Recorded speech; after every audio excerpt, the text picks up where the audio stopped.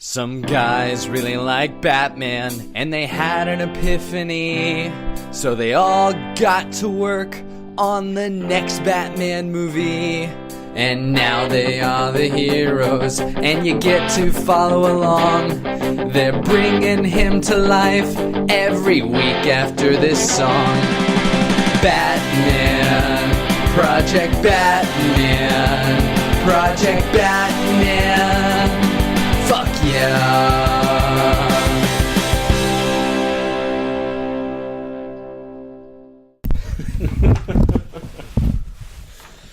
What's that, Joker?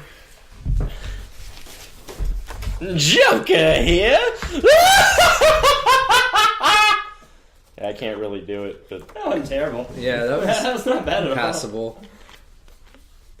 Chad Vader. yeah.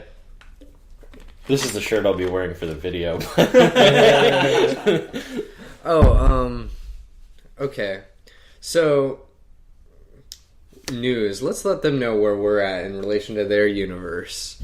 Today, while we're recording this, is the day episode 2 went up. And I'm really excited because it looks like all of a sudden we're getting random fans that we've never heard of before.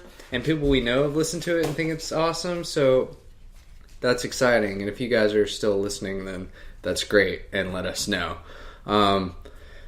I never said this before, so I'm going to say this now. I am on Twitter at Kenn Edwards, and that's Ken with 2 N's, because some fucker took Kenn Edwards, and he never uses it.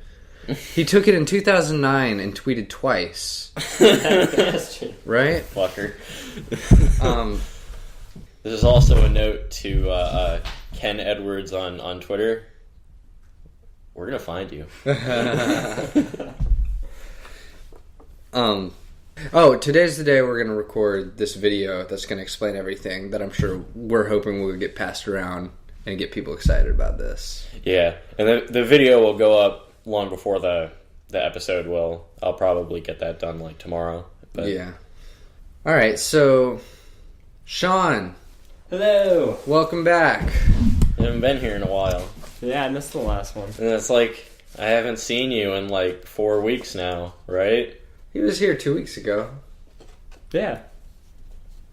In the podcast version of time. I don't know what that is in the actual version of time or something. 2 episodes before this episode, which means 2 weeks ago from our time now. So yeah, third episode. Our recording gets very sporadic. We're still on weekly schedule. I'm impressed with us. Yeah, I mean, yeah, we're doing well.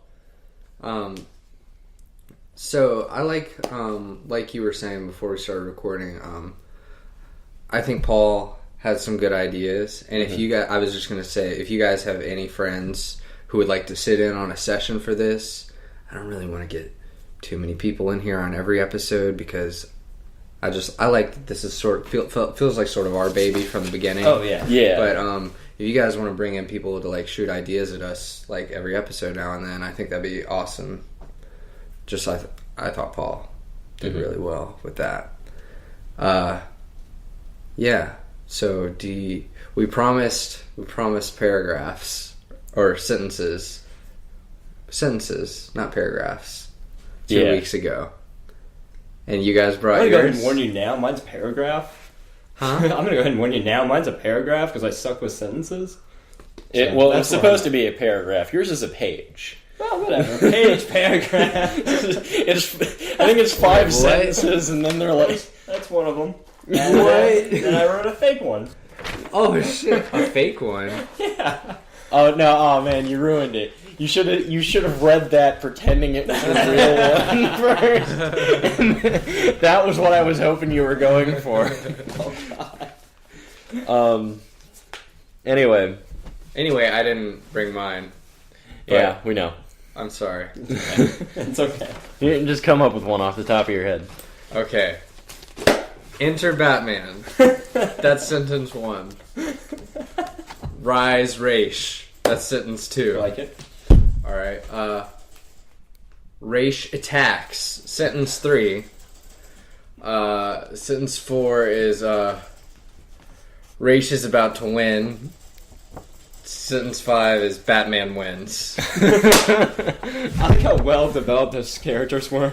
Yeah, it's man, it's really deep. That was deep, yeah. You guys were caught up in the drama. I saw it. I mean, these guys couldn't see it because this is just audio, but you were on the edge of your seats.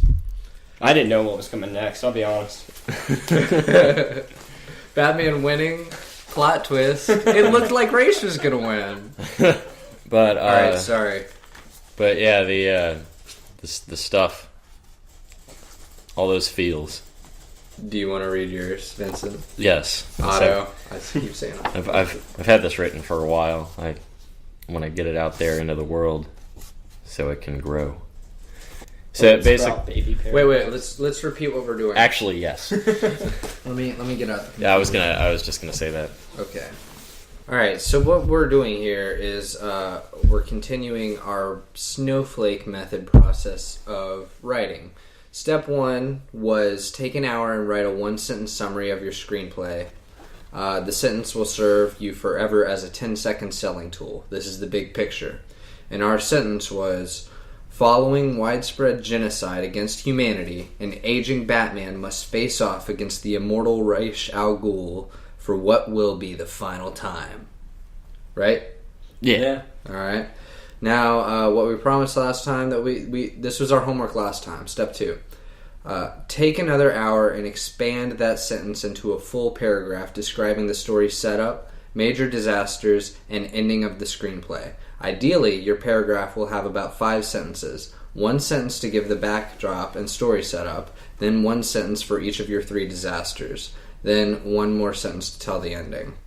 And we laid out a longer what each act is supposed to represent on episode 3 if you guys want to listen to that. But I guess that's the homework you guys did and I didn't.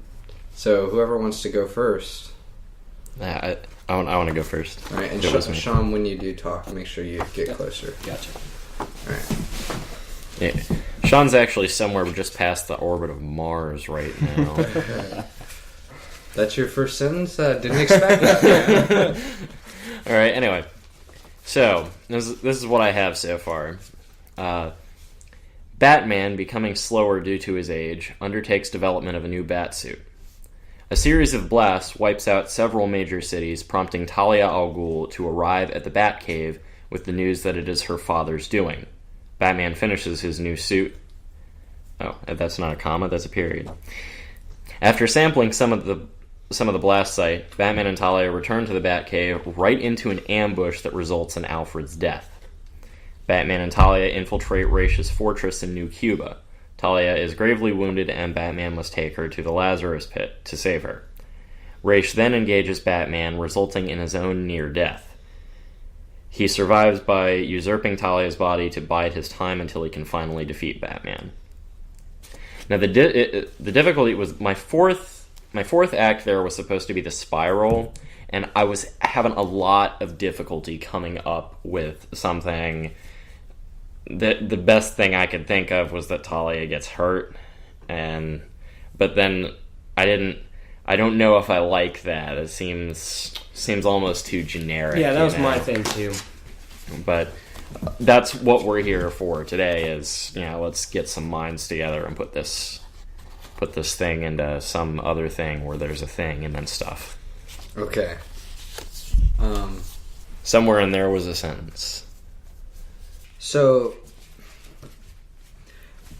you want Talia to be the one who tells Bruce that it's Ra's instead of Batman figuring it out for himself? Remember that this was written before some of the episodes, or some That's of the right. Before last week's episode. Before last week's episode, when we had come up with the actual, I had some cool ideas with the Abaddon stuff that are yet to be incorporated into that. Yeah.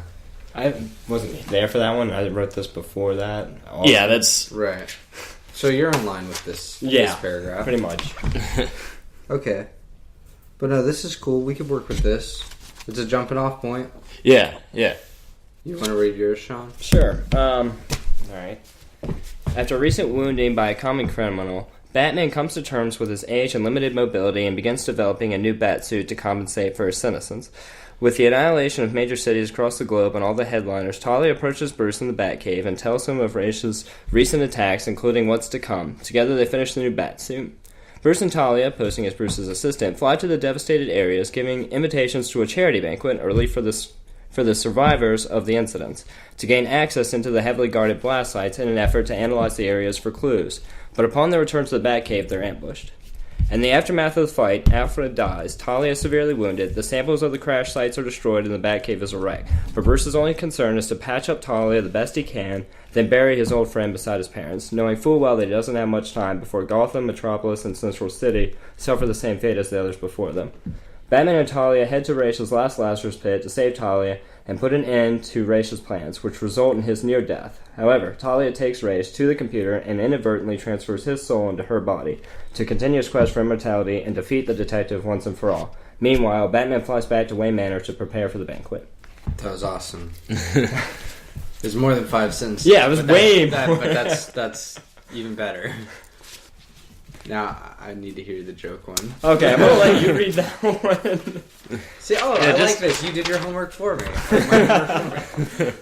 All right. This is not real. Batman awakens on the floor of Wayne Manor. The room is in shambles. His suit is torn to shreds, no lights on, middle of the night, and Alfred's corpse is in the center of the room with a note clutched firmly in his hands that reads, "Hello, detective. Tonight, we are going to play a little game. And for every hour you don't find me, I will level a major city. You have 24 hours. Every clue will also be met with people's lives in danger, so be quick, detective. Time is of the essence. Insert first clue here. Good luck." Moments later, Talia arrives at Wayne Manor, explains her purpose for being there, and together they begin to decipher the riddle from the note which leads them on a wild goose chase through Gotham. Meanwhile, a few hours have passed, and Ra's al Ghul levels a few major cities, keeping true to his word. Batman and Talia find what they believe to be the last clue, but then realize that Ra's isn't in Gotham, but actually he's on his way to what he believes is the Fountain of Youth to end his quest for immortality. Batman and Talia fly to enter location here to find Ra's. But so much time has gone by that only Gotham, Metropolis, and Central City are the only major cities that remain, and a clue leads them to believe that Gotham is next. They find Ra's, but it is too late. He's already taken a drink from the fountain, and an epic battle between them takes place, which leaves Ra's mostly dead, but Talia takes Ra's to his computer, located in his fortress not far from the fountain, and inadvertently transfers his soul into her body. Meanwhile, Batman flies away to bury his best and only friend / butler, Alfred, beside his parents, where Alfred belongs. Yeah! In the ground? In the ground. No. I'm going to pick this one out of the three. It's odd. I'm not in no way saying this should be implemented in the plot. But when I got to Fountain of Youth, it's odd how much I enjoyed that being incorporated into the story. Here, you can throw this in there too. Alright. The thing that I'm the one thing I'm really having trouble with in the story thus far is that we both wrote about the Talia getting hurt thing. Now, last episode, Paul brought up that Ra's sees Talia as weak, and I don't think that he would, but Paul had a good idea for a line, was that, when Ra's kicks Talia away from him, after the events of the Superman episode, which I forget what it was, The Demon Reborn or something,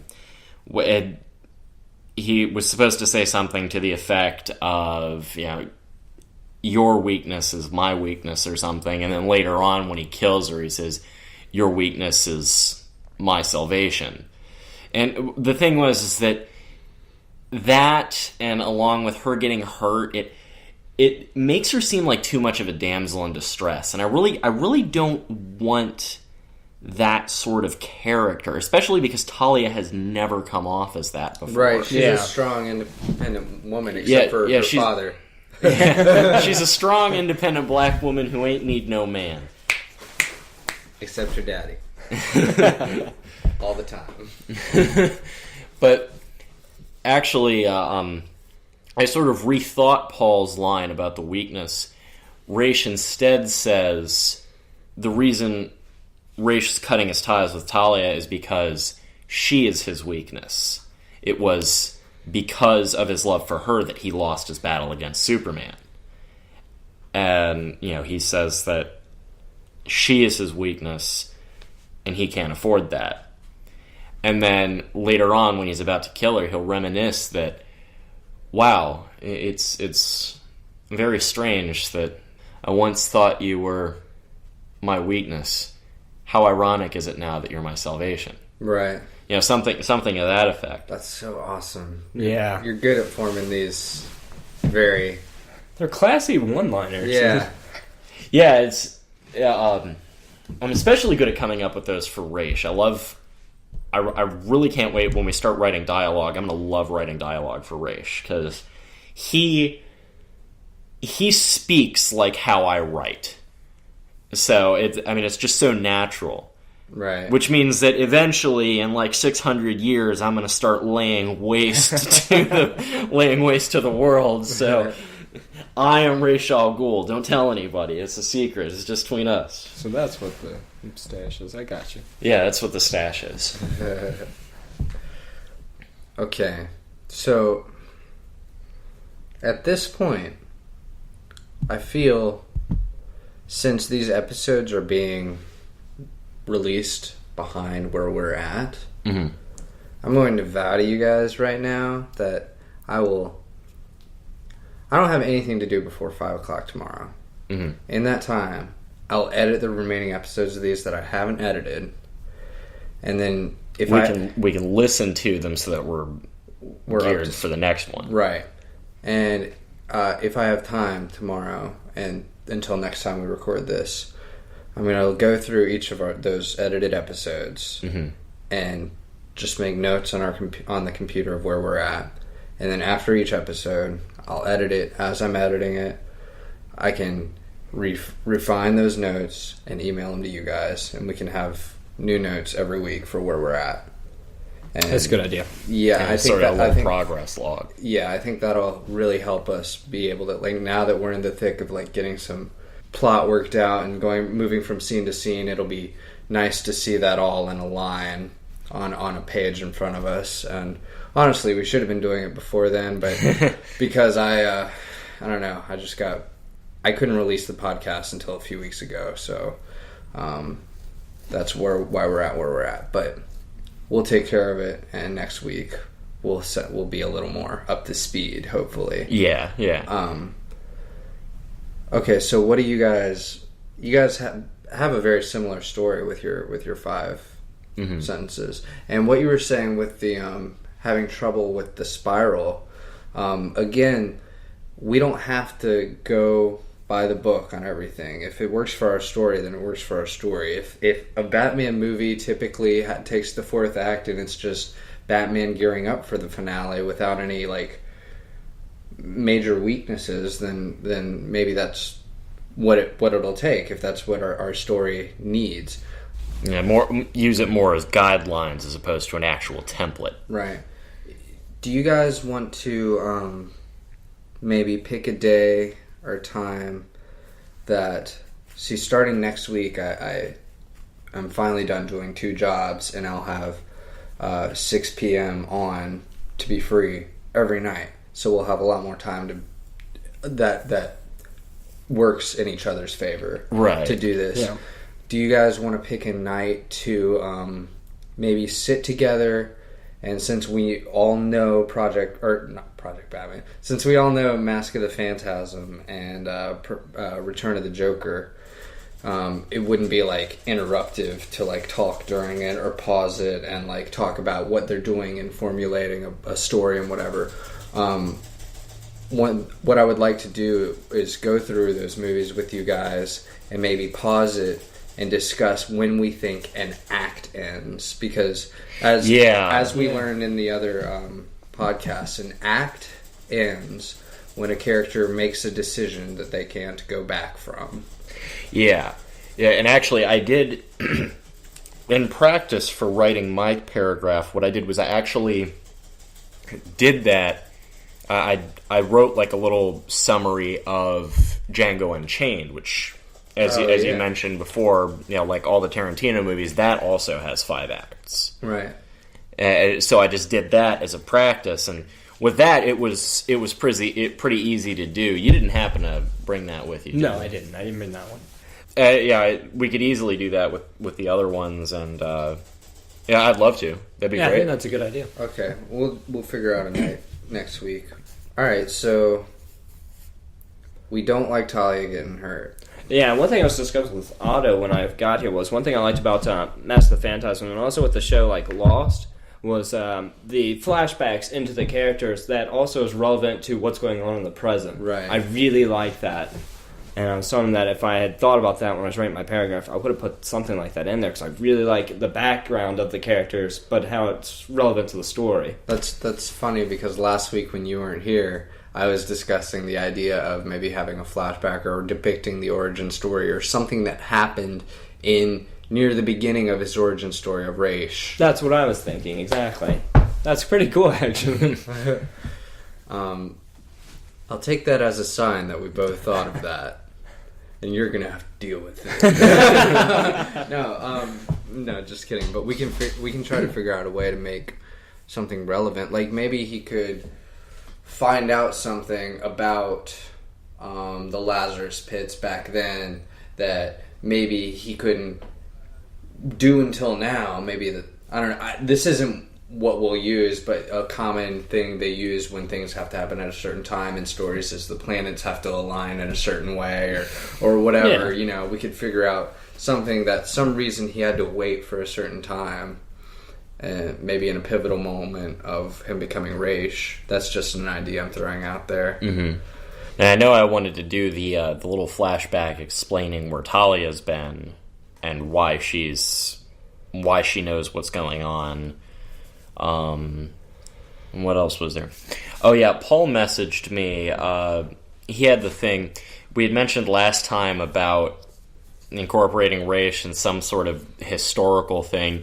He said he really didn't like the idea just because they've already done that with Vandal Savage, but he thought of maybe giving Raish like a small one-liner or something like that just alludes to, oh, I was there at some historical event. Oh, right. Mm-hmm. So maybe something like that. Maybe it doesn't have to be. Maybe it doesn't have to be origin story so much as, I was fighting in the War of 1812 or something like that. Mm-hmm. And or maybe he learned to be, or someone evil in history was some mentor or did something to him that was pivotal that made him become more evil. Mm-hmm. I don't know. I'm just spitballing. Or the person who first instilled in him the drive to get humanity back down to its grassroots, because humanity wasn't like completely raping the globe until like the turn of the 20th century. So something had to have happened to him around then.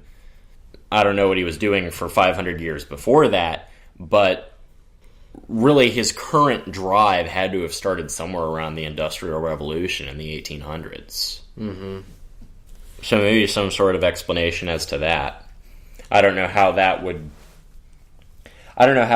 be tied to make that relevant to anybody but Raish in the story.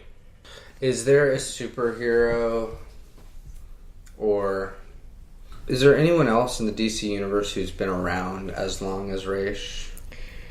Vandal Savage, I know, was...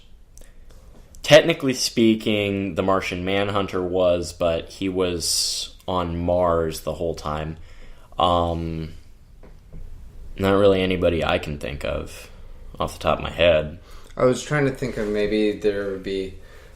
This is going to be hard for me to articulate because I've never had this thought before, and I'm still just trying to kind of form it, but there could have been some figure, some Batman-ish figure, like further back in history, that maybe tried to rise against Raish or against someone else evil who ended up failing, and it could be something Raish says to Batman in one of his speeches about why he's going to win, about like that's why that guy failed, and that's why you're going to fail, or that's something that's something you never learned, and I saw that guy fail because he possessed that same trait you have.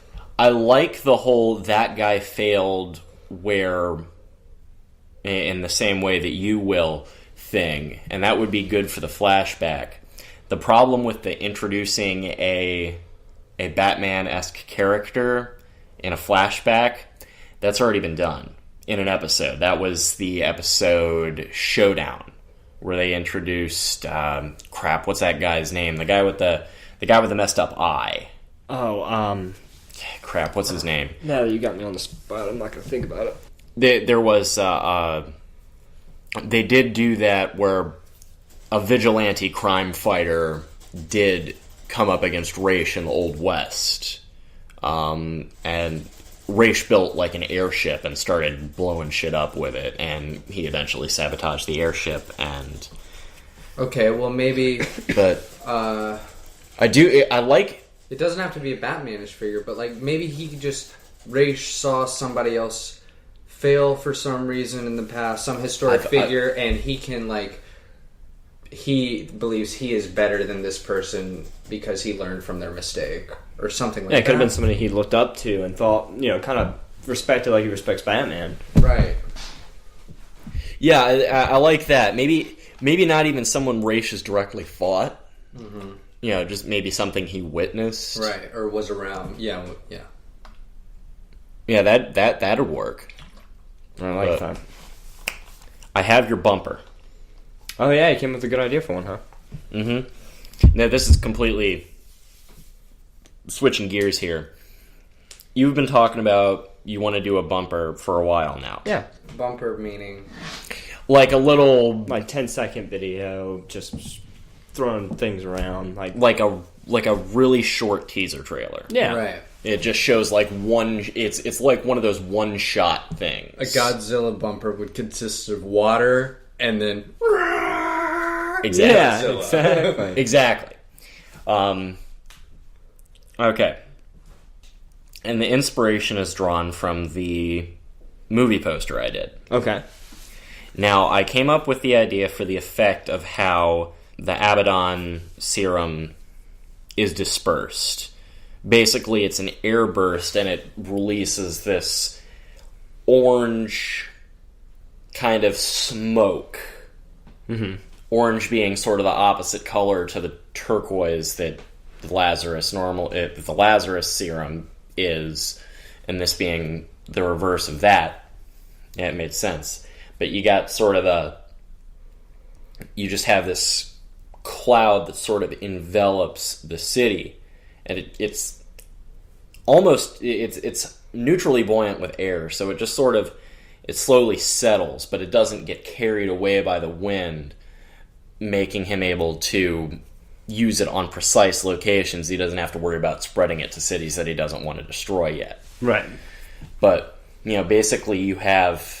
Now, of course, this would not be a scene that happens in the movie. Right. But you have this, wide shot of Batman, and he's standing on the building, looking over Gotham City, and the camera pans around him, showing Gotham City and then you just see the Abaddon cloud, and you just hear this screaming. As millions of lives are being wiped out in front of his eyes. Right. There's your bumper. I like that idea. It's really neat. Now, if it's 24 frames per second. Actually, I read in Flash 30 is the norm, but in Flash you can actually do keyframing, which takes a lot of time out of animation. What's that mean? Basically, if you do a frame like this, and then 5 frames later do a frame like this, it will fill in the blanks. That's pretty awesome.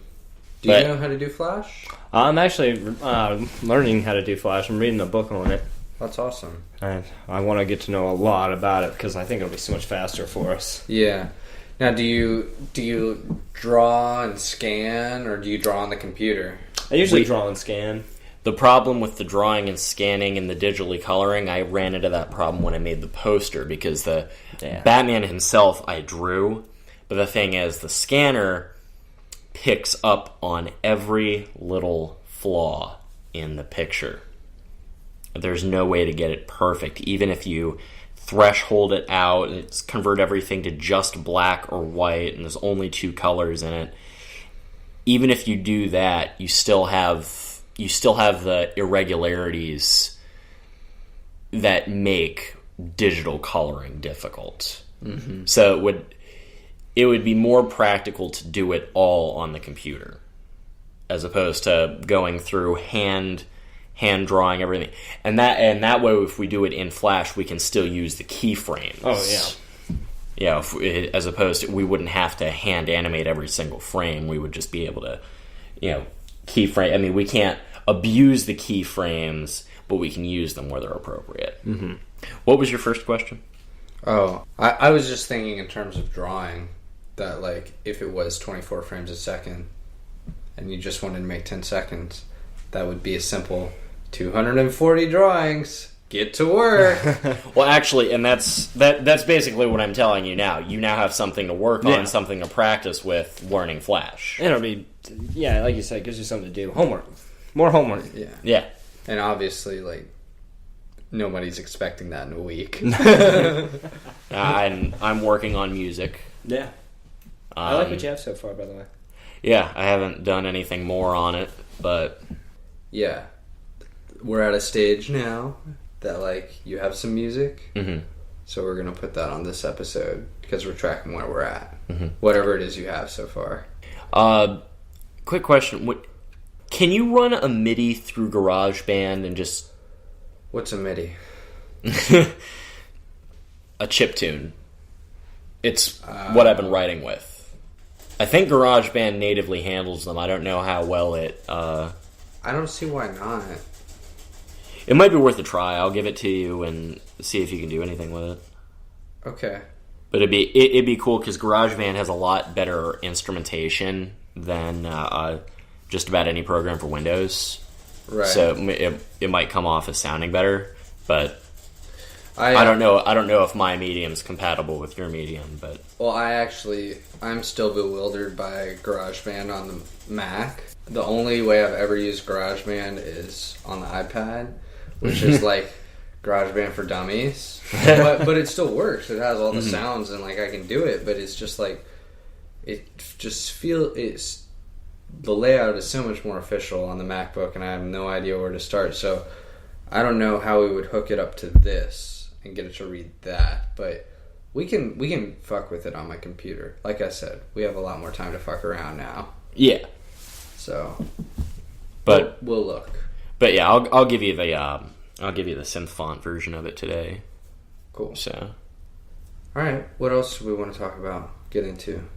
We're not set on those paragraphs. Right. Those are just ideas to build off from. But in moving towards next week and me saying I'll take notes of everything we've done so far, I'm going to go ahead and read step 3 of the snowflake method, just so we know where we're headed. All right, so this is after the 5 sentences, the paragraph. Step 3. The above gives you a high-level view of your screenplay. Now you need something similar for the storylines of each of your characters. Characters are the most important part of any story, and the time you invest in designing them up front will pay off tenfold when you start writing. For each of your major characters, take an hour and write a one-page summary sheet that tells the character's name, a one-sentence summary of the character's storyline, the character's motivation, i.e., what does he or she want abstractly, the character's goal, i.e., what does she want concretely, the character's conflict, i.e., what prevents him or her from reaching this goal, the character's epiphany, i.e., what will he or she learn now that she has changed, and a one-paragraph summary of the character's entire storyline. An important point. You may find that you need to go back and revise your one-sentence summary and or your one-paragraph summary. Go ahead. This is good. It means your characters are teaching you things about your story. It's always okay at any stage of the design process to go back and revise earlier stages. In fact, it's not just okay, it's inevitable. And it's good. Any revisions you make now are revisions you won't need to make later. Another important point. It doesn't have to be perfect. The purpose of each step in the design process is to advance you to the next step. Keep your forward momentum. You can always come back later and fix it when you understand the story better. So, even in thinking about these things, it's fine that we don't have the other ones concrete. We could start thinking about what each character's individual move is going to be. Mm-hmm. And again, once I have it laid out, what scenes we have, it'll be easier to connect the dots by the next time we do this. And I'm not expecting anybody to have this done by next time. I'm just saying, once we have the notes, we can start thinking about this. Yeah, we really do need a catalog of every scene that we have written. Yeah, and how much of those scenes. Yeah, I'll go through and take things like, climax scene, and I'll write down the action and dialogue you provided in episode 3 that was very specific, and then we'll have that there in those notes for good until we want to revise it or get to it, or just... Hey, you don't even have to do that. Just say episode 3 and when it happened. You could do that, and then we just listen to it. I don't know if you have to go through and type the whole thing out. Oh, well, I'd also just like to have notes to look at. Oh, okay. Too. I mean, we're going to have that. Eventually, yeah. Yeah. So, no reason not to. So that's something to think about. But, what I want to focus on before we wrap this episode up is that I want to sort of meld our minds together and see what sort of paragraph we can come up with just in the next 20 minutes. Just okay. sort of, again, open to revision later, but this will be our jumping off point as stated earlier, and the reason this is important is because this paragraph is what I'm going to write the trailer based off of. Okay, right. And when we get this paragraph done, that's going to be my side project. Sean's going to work on the bumper, you're going to work on the notes, I'm going to work on writing the trailer. Awesome. Sounds like fun. So we'll each have our own assigned task here. But that's what I want to get done in the next 20 minutes or so is the paragraph. Okay. So, if you guys want to hand me your paragraphs, I can type them into notes, and then we can refine it. Okay. Yeah, the thing I was thinking about on the paragraph that I had written was probably about the banquet, giving out invitations for the relief fund so they could get into the crash sites, basically, the annihilated cities or whatever. And I figured that just seems kind of Bruce Wayne-like, as if he doesn't have to be Batman to get into something, he usually doesn't. He tries to play it cool, play it smart. Mm-hmm. And so that's why I went with that idea. Plus, it kind of reminded me of the Batman Sub-Zero film at the beginning when he's at the ball thing, I guess, at the Wayne Manor. Mm-hmm. And I was thinking, since they were probably, destroyed cities, they're definitely going to be heavily guarded, I'm sure. Yeah, I mean, and that was I hadn't thought of that. I was thinking that, because I do know that Talia and Bruce are going to be traveling the world. Oh, yeah. They end up in. I found out where Milan was. It's the second biggest city in Italy, just shy of Rome. But so that's what happens there. But yeah, they end up traveling the world, and they go. We had the same idea. You actually wrote it down, whereas I just had it in my head. Where they end up getting a sample of the stuff, and then when they get back to the Batcave, they're analyzing it. They find out a few things. My thing was that while they're working on like some sort of antigen for it, that's when the ambush happens. That's what I was kind of getting a thought for. During the ambush, something happens, and it ruins whatever they were doing. Yeah.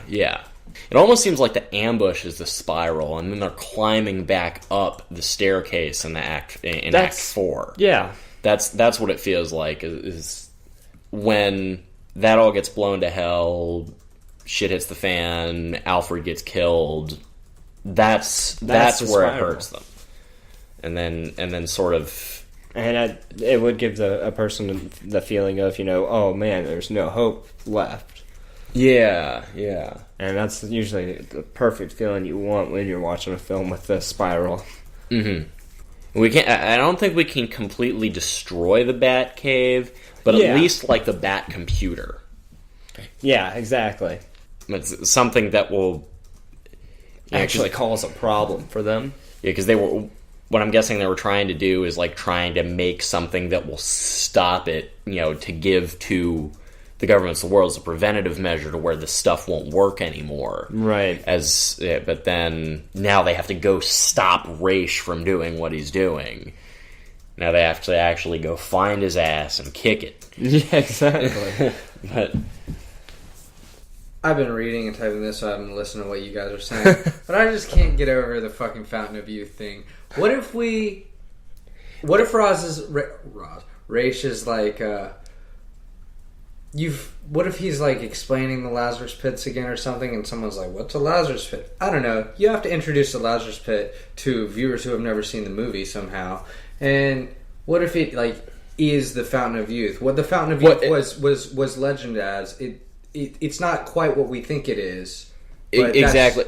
Matter of fact, I think that's what they conceived it as in the comics. Oh, really? I don't know that per se, but there's so many similarities between the two of them, there has to be a correlation. Right, yeah. Good point. Sorry, I'm not done with this. I just... Oh, yeah, but yeah, it's like, it was, you missed last episode when we actually had Alfred's death scene. Oh, you had that planned out? Yeah, we actually, because I did decide that I do want him to die, it works with the story, I think. Yeah, and with the we actually did have that. We'll have you listen to it when he finishes editing the stuff. But and then what was the other thing? Oh yeah, I remember what it was now.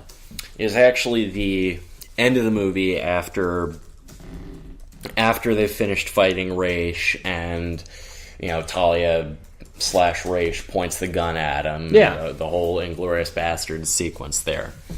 Then it goes to Bruce sitting at Wayne Manor, and he's just watching TV. And he sees on the news, and this is actually something that's mentioned in Out of the Past, is that Talia takes over for Ra's al Ghul, and when it's actually Raish, but it takes over using Raish's Society of Shadows, all the money from that, to sort of rebuild the world, help everyone recover from the near apocalypse, and just putting it all to work in charities and whatnot. Yeah. And he sees Talia on the news talking about this. And, it's mentioned that Batman was the one who helped her stop all this madness. And then, bank robbery scene. Or no, what happens is that the end harkens back to the beginning of the film. And this is probably a part where you want to be listening. I'm on the last sentence. Okay. And then basically what happens is he sees on the news another bank is getting hit by, they think, the guy who actually shot Batman in the first scene. He escapes. He's still at large. And, it's like, we think it's, yada, yada, yada, who's still at large from a bank robbery last week or last month. I don't know how long a time span this takes over yet. And then Batman just turns off the TV and he runs down to the Batcave, puts on the Batsuit. And you see this guy coming out of the bank with, money and a gun. And Batman just fades in with his cloaking device. He's like, remember me? And punches the guy out. Something like that. And that's where the credits roll. Is that he finally gets back at this guy for shooting him in the first place. That's awesome. That's awesome. Yeah, I keep coming up with these. He just goes right back to being Batman. Yeah, like nothing happened. Everything's cool. Yeah, Alfred's dead. Yeah, most of the world's population's dead.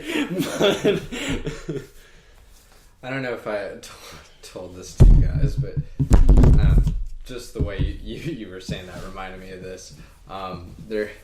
There's Paul Dini and Kevin Smith did a commentary for Mask of the Phantasm that I listened to, and Mask of the Phantasm is a pretty dark story where some sad shit happens, and at the end of the movie the credits are rolling and Kevin Smith's like, so there you go, that's Mask of the Phantasm. It's pretty sad in our terms, but I mean, for Batman, that was a pretty good week. I mean, at least until he shows up again. For all he knows, the Joker's dead, and he got laid.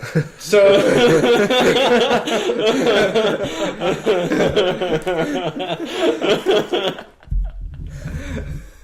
that's great. It's a happy story for Batman. Yeah, it's hilarious. Yeah, I told Sean about this, but I listened to the commentary for Return of the Joker, actually. The Dini and Smith one? I didn't listen to the Dini and Smith one. I listened to... It was the commentary that came on the DVD. Did. Okay, yeah. Says... Duh. I think Paul Dini and, two of the other people involved with the making of that film. Mm-hmm. And they talk about it, and for the most part, they... it's most useful to Sean out of the three of us, because that's... almost the entire time they're talking about the animation, as opposed to occasionally they go into story development or something like that, but mostly they're talking about how they animated it and stuff like that. And so I just wanted to bring that up because it was useful for Sean. I don't know if that's relevant to this, but. Right. Okay, so I have your guys' two things typed down. We want to merge. There was actually some really good stuff we were off doing that. Well, you'll have to listen to it. Yeah, I'll hear it tomorrow when I'm editing it. Okay. So we want to merge these. Pretty much. Alright. And then I'll get to work writing a trailer sometime this weekend. Alright, so basically it begins with aging. I'm not going to make them complete sentences. I'm just going to, first sentence is between both of you guys is basically aging Batman begins building new Batsuit. Mm-hmm. Yeah. Alright. And then cities start to get annihilated. And I'm not going to make only 5 bullet points. I'm going to take these 5, or I'm going to take as many bullet points out of this, and then we're going to merge them into that paragraph. Okay. Anything that you think would just be an important thing, I wouldn't do it sentence by sentence, just anything important, and we'll futz around with it. Alright, and then you guys have both that Talia shows up and tells Bruce that it's her father. And last week with Paul, we were talking about how that would be a good way to get the detective aspect of Batman into the story, because Ra's knows he's a detective and he'll probably figure him out anyway. Yeah. So do we want to change this aspect of Talia telling Bruce? I would. Yeah, that's a good way to do it. Then, or maybe then the question becomes, how do we get Talia into the story? it'd be kind of because I was thinking about that right when you're talking about it. It'd be kind of interesting to just combine the two, sort of. Whereas, like, Batman figures it out at around the same time Talia shows up. I don't know if that'd be too. It comes off as too coincidental. Or what if he figures it out and he's like on his way to like stop it or whatever, and he runs into Talia, and Talia is like, "Oh, I was just coming to tell you about this," and Bruce is like, "Yeah, after these cities have been annihilated, and after I've had to spend this time to figure this out," and maybe he could like then not trust her, and that could be part of the story, is her like having to like gain his trust for a minute. And that's what happens while they're traveling the world together, trying to figure stuff out. And actually, I thought of sort of an opening dialogue scene between them. It's just like Talia says, "You don't seem particularly thrilled to see me." And like Batman addresses Talia sort of gruffly, and he's like, "Last time I saw you, you tried to kill Superman." Something of that nature, and then they start talking again. So, after cities start to get annihilated, do we want to go Bruce detects Ra's activity, meanwhile reconnects with Talia? Sounds right. Yeah. Alright. They finish the new Batsuit. I don't want to toot my own dick or anything, but I really like that design that I ended up coming up with. For the poster? Yeah, it's like... It's awesome. It's awesome. No doubt.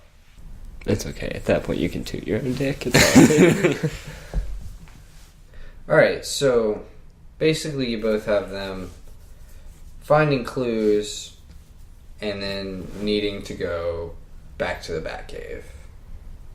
Yeah, we need to find a good reason for them to need to go back to the Batcave, which we don't need to work out now, but that's where we're going next in the story. I actually have it. Okay. They're traveling the world, and through one thing, maybe this banquet he's talking about or something, they do get access to one of the cities, and they go in to see it. Just like all you see, it's not like nothing's burned, nothing's scorched. The buildings seem relatively intact, except for maybe where cars have crashed into stuff. Like, I mean, we've discussed what Abaddon does. It basically just violently ages you into dust. Yeah.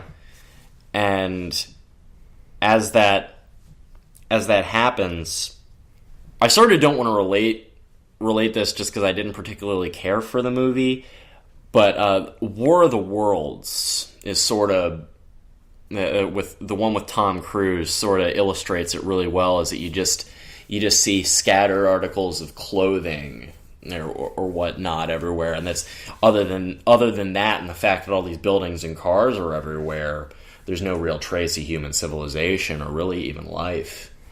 Yeah. And they're just going around, and they finally, they're trying to figure out what's going on here, and they just see this. They finally catch something. They go into a house. They see a film built up on something, this orange film, and they notice it as a residue, and they take that, and we can't analyze this here. We have to go back to the bat computer so we can run some tests on this. Okay. And that's what sends them back to the Batcave. Okay. Awesome. All right. And that'll be their thing directly after their date in Milan. Right. And that'll be a fun little sequence to write. I was thinking about when I'm writing the music, I want to write like the little there's going to be a little dance, maybe not a dance scene or sequence, but some music that's danceable. That's, it's not the usual orchestral score of the piece. It's going to be like a light, fluttery jazz tune or something. The music that's playing while they're at the restaurant. Yeah, there should be like some beautiful moment of levity for the two of them in the middle of all this destruction. Exactly. And I mean, we even have the scenery of it. There's a picture of that moment in Out of the Past. We know what dinner they ordered. Yeah. We know it's in a bistro in Milan. So we'll be able to, I mean, it is a really good thing to have that little date in there. All right. It has to be Talia that asks. Bruce is all business. He wants to find this stuff and get ready, but Talia is going to be like, I've been to this place before. You have to try the food here. Something like that. Talia is the one who drags him into it, and he's kind of reluctant, but then he ends up enjoying himself. Okay, yeah. All right. So True to our characters. Oh, yeah. They travel back to the Batcave. They get ambushed, which results in Alfred's death. Mm-hmm. They get ambushed by Raish's henchmen. Ubu and the Clock King. Okay, how do you spell Ubu? UBU. Okay, that's what I thought. Just checking. It's actually kind of hard to spell when you really think about it. Like, typing it's no problem. When you think about it, try and say it out loud. It's like, what? Yeah, I've never done that before. It's weird. Alright, they get ambushed by Ubu and the Clock King, resulting in Alfred's death. And I'm thinking that we brought this up last time in your absence, but we were talking about how you said Raish respects Batman enough not to just send henchmen after him and stuff like that. I think Raish sort of kind of folds his honor card a little bit here just because he is so focused on planning for his global extermination. Well, I think Ubu would be acceptable because, that's his right-hand man. He's got respect for Ubu, just like he has respect for Batman. And he also hires the Clock King. We discussed that a couple of episodes ago. Yeah. That's the scene where they're actually talking. And the thing is that he tells them where the Batcave is. His one shred of honor that he has left is he doesn't tell them who Batman is. And so they go. And actually what gets the Clock King killed is he goes towards the Bat computer before they end up sabotaging it. Is that he wants to get into the Bat computer to find out who Batman is. And that's where Alfred stops him. And that little exchange happens. And after which the Clock King gets killed. Just after that, Alfred gets killed by Ubu. And when you listen to the previous episode, it'll explain that scene. I don't exactly remember it off the top of my head, but all right. So you guys have Talia getting injured. I really don't like it. Right. Yeah. I think we can just skip her getting injured at the ambush. Maybe the fourth act is just. That's where our blown out action sequences come in. That's when they're. Let's just have the fourth act being they're infiltrating Raish's palace. Right. Yeah, they're. Okay, so Alfred dies. They had Talia and Bruce head to New Cuba. Yeah. Okay. That's where it. Head to New Cuba to infiltrate Raish's palace. Mm-hmm. Or fortress or whatever. It's actually his house. I wrote fortress. Okay. Is there a way we could have so Talia doesn't have to get injured, but she can still be involved in the climax? Is there a way we can have her trying to undo whatever's set up with the Abaddon stuff to continue destroying cities? Like maybe trying to sabotage it or something like that. Yeah, like a few cities on the verge of like getting like destroyed, and like she needs to fucking do something to a computer or something. And while Batman's fighting, Batman's fighting Raish. See, I don't want there to be like a whole, timer, the bomb's about Right, to yeah, go I know. off We with need the to- planes and stuff. I want her to get into the Abaddon manufacturing facility of the manufacturing wing of that and try and actually sabotage the machinery. Right, and maybe the drama of that can be maybe once she has sabotaged that, there's a chance that like it's released where she is and she could die and she has to escape. I don't know. I know that, and this sort of goes against what I was saying right as the reason she is exempted from the final fight between Batman and Ra's is that Ra's actually knocks her out. Right. You know, and sometime, not this episode, because this is what you look forward to next episode. I have the final fight, or at least a rough picture of the final fight between Batman and Ra's in my mind, like as far as like choreography and stuff going. Awesome. It's too long to go into right now. We've got this to do. Awesome. I was thinking, I know you already have that planned out in your head, but like just because we're talking about this right now, if we could somehow, we'll figure out the specifics of what Talia could be doing to like sabotage the Abaddon stuff, destroying cities. But Right. like maybe she could have taken care of that, and and she'll be like heading back to where Batman and Ra's are fighting, and that'll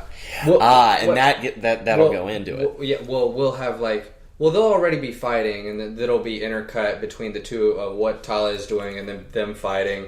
And then she'll stop it, and we'll be like, okay, that's taken care of. Cut back to that fight. The fight goes on for a little bit, long enough that we forget about Talia because we're so in the moment of the fight. And then maybe it's like it's that moment where it seems like Batman's gonna die, Bruce is almost out. And then, like, Ra's is about to fucking deliver the final blow, and then Talia shows up and fucking rescues him from that moment. But in whatever she does, Ra's fucking takes her out, and Batman has... That's perfect. After this, we won't do it on air because, like I said, the whole thing's going to take 20 minutes to explain at least. But after we're done with this, I'll tell you guys about the final fight because I've had the sequence in my head for a couple of days. Okay. And but how do you feel about what I just said? that sounds like great. it, yeah. That sounds great. And a matter of fact, with what I have in my head, I know exactly where she'll come in. Okay, cool. Awesome. And then, so she shows up, he knocks her off, and then, like, they have their final moments until Ra's has to go in and call her in. Mm-hmm. And, Yeah, I'll get to it. But anyways, let's finish this up. Okay. So the last thing I have is Talia and Bruce head to New Cuba to infiltrate Raz's fortress. Talia sabotages Abaddon destruction while Ra's and Batman face off. Yeah, like I guess Batman's starting off heading through this facility, you know, fighting off a couple of henchmen or whatnot, and then eventually he comes up against Ra's. Right. And there's that little fight scene that I choreographed earlier that I think we talked about 2 episodes ago. Yeah. In a climactic final moment, Ra's switches bodies with Talia. There you go. Semicolon, Batman escapes. Is that it? We've got all our bullet points down now, right? If that's where you want to end it. Yeah, I mean, I like Batman escapes. The cities are all taken care of. I guess he goes back to fighting crime after that. Yeah. I think he should not bury Alfred. Like there's too much at stake, and it sucks for him so bad to not have the time to bury Alfred when it happens. So he knows, I'm Batman, I have to take care of this. Even if he is in a moment of doubt, like, I have to fucking go and fucking take care of this Abaddon shit. More people are more important than me burying this dead butler. Yeah. So he has that final thing with Ra's. Then he goes home, buries Alfred. Returns to fighting crime. That sounds right. I like that actually makes a lot of sense. All right. Bruce returns home, buries Alfred. and returns to his nightly duties. With a K. Yeah, I like that. I like that Talia going out and doing shit a lot better than Talia's just. Yeah. That sounds more like so. her. Sounds so much better. Good job. We were both thinking the same thing. It's like, yeah, but I can't come up with anything better than this. Alright, so these bullet points all in a row are: aging Batman begins building new Batsuit. Cities start to get annihilated. Bruce detects Raish's activity, meanwhile reconnects with Talia. Batman finishes the new Batsuit. After travel to Milan to investigate, they travel back to the Batcave. They get ambushed by Ubu and the Clock King, resulting in Alfred's death. Talia and Bruce head to New Cuba to infiltrate Raish's fortress. Talia sabotages the Abaddon destruction while Raish and Batman face off. In a climactic final moment, Raish switches bodies with Talia. Batman escapes. Bruce returns home, buries Alfred, and returns to his nightly duties. Okay. I like that. Okay. Now let's sort of flesh that out just a little bit, and then I think we can be good for tonight. Or is that... That's what the next step is, though, fleshing that out. No, I mean, like, fleshing that out into actually paragraph instead of bullet points. We still end up with one paragraph. Okay, alright. An aging Batman... An aging Batman begins building a new Batsuit. So we've got... After... I can't type incredibly quickly. Okay, I can. If you just tell me what to type. Yeah, okay. So, we'll use Sean's sentence here. After being wounded by a common criminal, Batman realizes he has to overcome a senescence. Yeah, see, he spelled it right. I got it. Respelled it. I Did you see the thing that I was talking about, though, on the dictionary thing? The website? I showed No. Jason that, and it was a big fuck up. That was on the dictionary website. Yeah, we were arguing about that word. I had him, Jason, and Kristen all jumping my shit. And then I won. I was just like, no. Because they all thought it was spelled senescent, like smells. Oh, right. And because that's what it was spelled on the dictionary website that he got it off of. Yes, a dictionary website spelled it wrong. That's what hilarious. dictionary website is Dictionary.com. Don't use them. Because they're wrong. Merriam-Webster all the way. But yeah, and then we got in this whole big argument. And I mean, God, it went on for like 10 minutes. Oh, yeah. And I finally looked it up. And it was like, senescence. SENESCENCE. Suck my dick, ladies and gentlemen. And they're all like, what? I'm Batman. What? But, okay, anyway, I just thought that was the dick sucking. It became a whole thing. And then 30 minutes later, the argument was over. But I figured that was a fun little anecdote for those of you at home. Anyway, and then a global genocide begins to take place as Batman is designing a new suit. A new, more powerful Batsuit. Bruce deduces that it is indeed Ra's al Ghul behind the attacks. Shortly thereafter, Talia comes and finds him with an offer of help. And I like the idea of Bruce being like not trusting her for the first part of the story, like being like, you can come along because I need help, but I don't know if I can trust you. And that'll sort of tie into the reason that, remember we discussed last time about Bruce not wanting to get the Justice League involved in the interest of keeping them safe. Batman knows with Talia that he has a little bit of collateral. Mm-hmm. And that, he's almost... It's almost like he's taking advantage of the situation. Right. Okay, and then after finishing the new Batsuit, Bruce and Talia travel to different attack sites across across the globe to search for evidence. They stop for a date in Milan. And after which finally find a trace of the Abaddon serum to take back to the Batcave for analysis. Upon arrival of the just before the analysis is complete, Ubu and the Clock King ambush the Batcave, destroying the Bat computer and killing Alfred.